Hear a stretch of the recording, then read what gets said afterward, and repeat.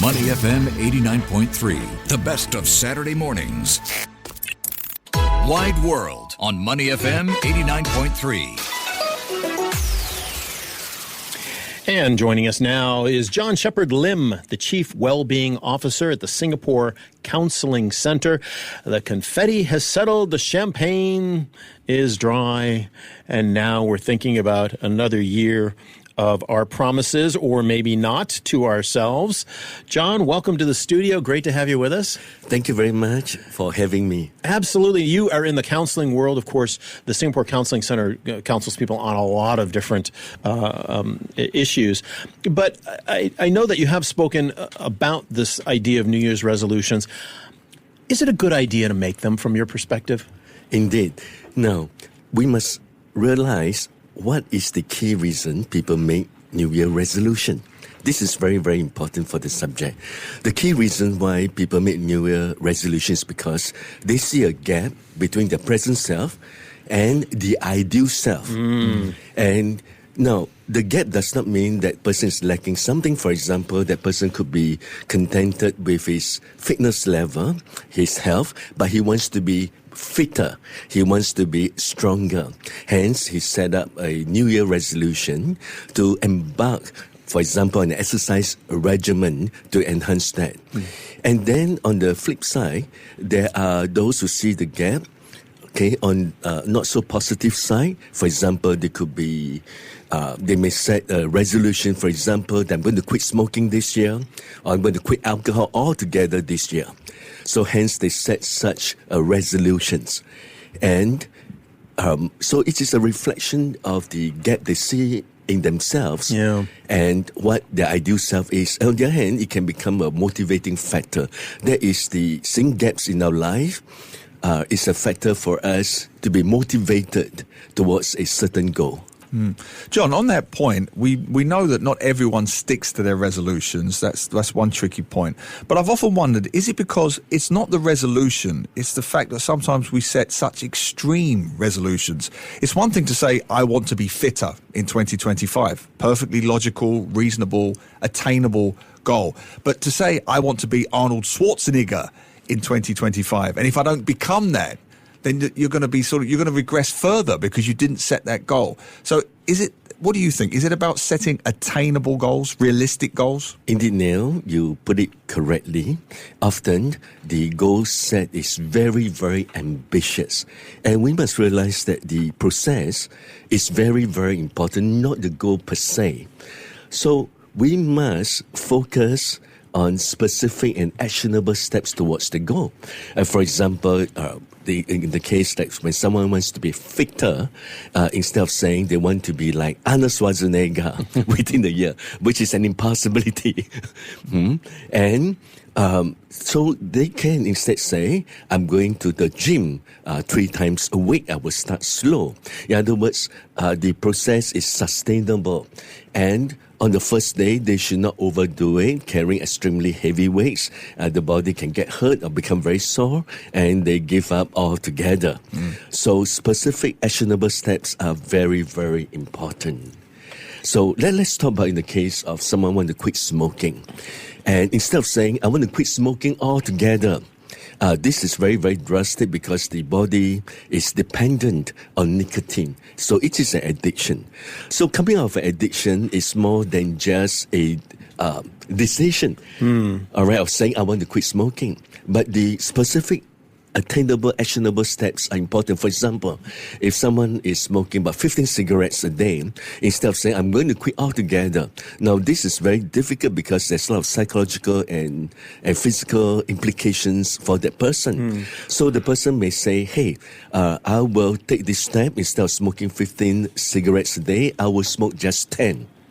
So initially, there'll be some struggle. There'll be days they fail, but the person persists, and it is more practicable than saying quitting smoking altogether. And then 6 months from now, they say, I'm Yes. going to do 8. Precisely. Or something like that, Yes. right? So Yeah. we must see that attaining a goal is not a one-time event.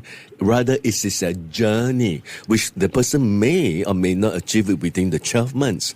But nevertheless, there is progress. So we need to recognize this. Yeah, we're talking with John Shepherd Lim, the Chief Wellbeing Officer at the Singapore Counselling Centre, about New Year's resolutions and just how hard they can be.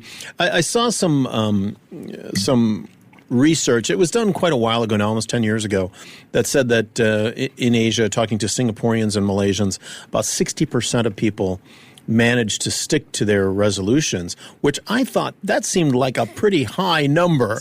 Like to me, and just anecdotally, the people I know, it seems like it might be less than 60% that, that stick to them. Yeah, it's incredulous to me. And I do not... I'm not really convinced that 60% can possibly achieve that New Year resolution. And but anyway, it's nice to know that long term, right? Yeah, they think they are able to do that.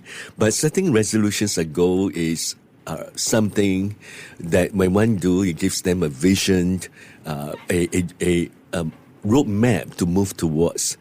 So, but again, it must be very specific and actionable, and above all, it must be sustainable. And it is not a one-time event, it is a journey by itself.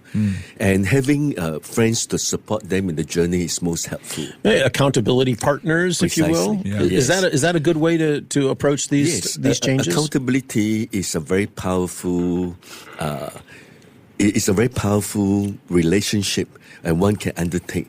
In other words, if you are going to a gym, you're accountable to, let's say, a gym buddy.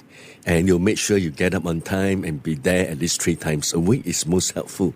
And of course, and in the case of coming out from an addiction, going for example, nicotine replacement therapy is helpful as well. And seeing a psychotherapist to identify the triggers for the smoking or even the drinking. And this can help the person manage the process a lot better. And there'll be opportunities for discouragement. There'll be times one feel like giving up. But be kind to yourself. Practice self-compassion. Many of us were kind to our loved ones. We're very forgiving. But it is very important we learn to be forgiving towards ourselves and be kind to ourselves. Very hard to do in Kiasu, Singapore, isn't it? Very, very hard to do. And also, on that point, this idea of social pressure, I know in your previous work you've talked about motive being so important for your resolutions. Why are you doing this? Are you doing it because you want to do it or because you think society wants you to do it? Talk a bit about that, the difference between personal determination and social pressure.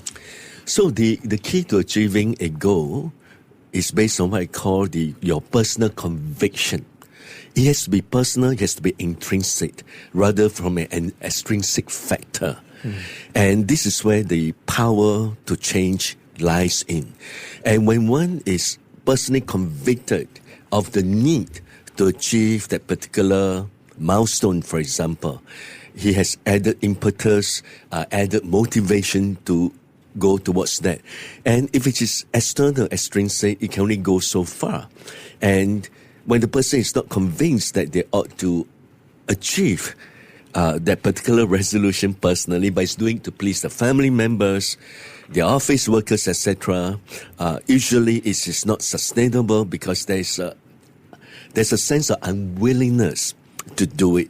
And they have to drag themselves and force themselves to do it. But isn't it wonderful when one is convinced? There's this conviction, the deep-seated conviction. Hey, this is what I want. I want to see a better version of myself.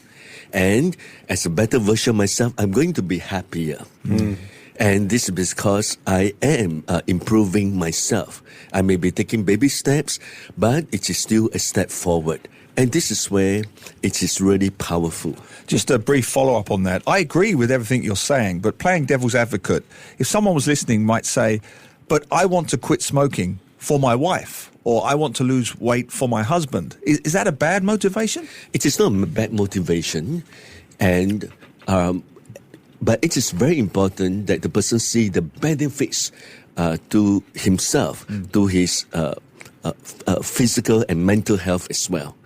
And besides doing for the family members, because sometimes family members may want you to quit, but you do not know how to phrase it in a appropriate way.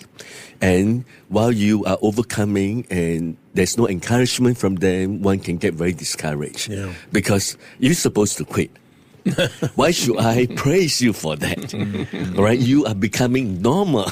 Yeah, right. So there's no real conviction. Whereas they say, if I am healthier, I'll be happier, and my internal human bandwidth becomes bigger, I'm able to process more information accurately. And they see the benefits of it, because as human beings, we are all reward-oriented. And because we are so reward-oriented, and that's one of the reasons why when people don't manage too well, they get into addiction, because addiction, for example, causes a lot of dopamine spikes. Dopamine is the neurotransmitter that gives us the pleasure and rewards. So at the end of the day, one should continue to reflect why they're doing this and rehearse it over and over again. Yeah, we're talking with John Shepherd Lim of the Singapore Counselling Centre on New Year's resolutions. John, people look at several categories of New Year's resolutions, generally speaking: changing their physical health, managing their finances, working on their mental health, maybe spending more time with family. Are there any resolutions that people shouldn't make at the beginning of the year that are just maybe too big or too, difficult to tackle on something like, on January 1st, I'm going to start this? Are there things that should be better left to maybe address during the year or not try to tackle in a resolution type way? Indeed. I will encourage when one makes resolution to look at their present resources, both internal and external resources as well. Because if one were to set a goal that is way, way beyond their internal resources to support it, their mental ability to do it, their mental resilience may not be there yet. Okay.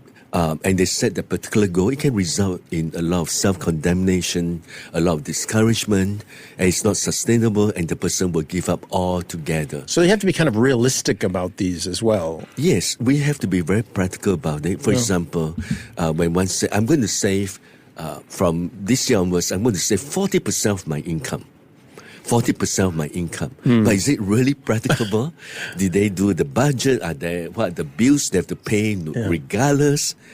And what is their earning ability? And okay, if they want to save, rather it is more practicable after looking at their monthly budget. They say, hey, I will try. I think I'm able to save $400. Why? I will, for example, cut down my drinking. Instead of drinking 3 pints a day, I will do with 2 pints for a start. And it's also very helpful. You save $10 per pint over 1 month. That's $300. Yeah, sure. So, saving $400 become more practicable. Okay, so reducing electricity consumption, for example, all this goes a long way. So it has to be a factorial approach, and not just from one source, and they're going to become miserable. So at the end of the day, the journey, they must enjoy the journey, encourage oneself, etc. The successes are always fun, but it's often the setbacks that derail someone's resolutions and, almost make them give up. What would you say to people listening? How do you deal with the setbacks? Because there will be setbacks. Indeed. So we must be very mindful of our inner dialogue. Okay, there's a lot of autonomous negative thinking. And again, I really believe the practice of self-compassion, we need to be kind and compassionate to ourselves when we see ourselves falling short. And we ought to tell ourselves, well, I'm not there yet, but I'm moving towards it. We must be our own greatest cheerleader.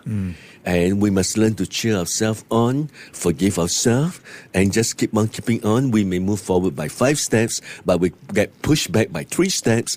Instead of lamenting over the setback of 3 steps, we should celebrate the small victory. We're still forward by 2 steps. So it is very important that we do celebrate small little victories. And after all, success is made up of many small little successes. When we put them all together, it becomes one big success. So do not ignore the small little victories. And also, we must stop comparing ourselves with another person, because the person may have put in a lot of efforts, discipline, undergo a lot of setbacks to be where he or she is today.